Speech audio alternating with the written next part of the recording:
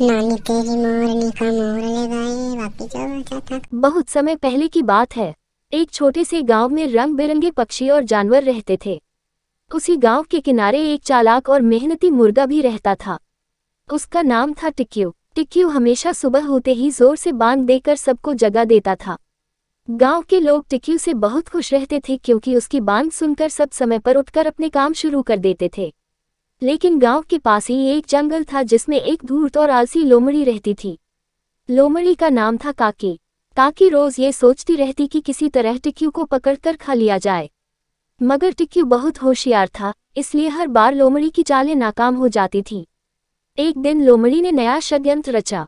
वह गांव के पास आकर बोली, प्रिय टिक्यू भाई, तुम तो सच में बहुत सुंदर और बहादुर हो। तुम्हारी बांग से सूरज निकलता है, सब लोग समय पर उठते हैं। मैं तुम्हें सलाम करने आई हूँ। टिक्यू समझ गया कि लोमड़ी कुछ गड़बड़ करने वाली है। उसने मन ही मन सोचा कि अगर मैंने सीधे मना किया तो लोमड़ी और चाल चलेगी। इसलिए उसने एक योजना बनाई।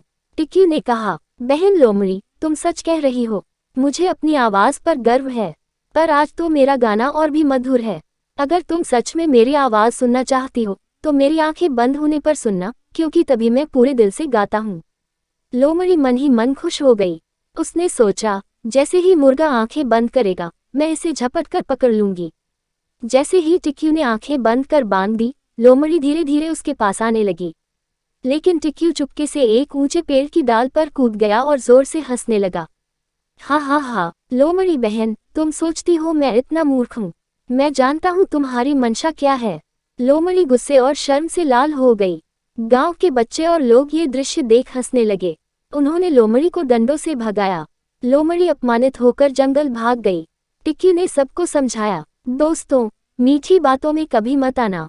जो सामने बहुत प्रशंसा करता है, जरूरी नहीं कि उसका दिल भी साफ हो। बुद्धिमानी यही है कि दूसरों की बातों को सोच समझकर मानो। उस दिन के बाद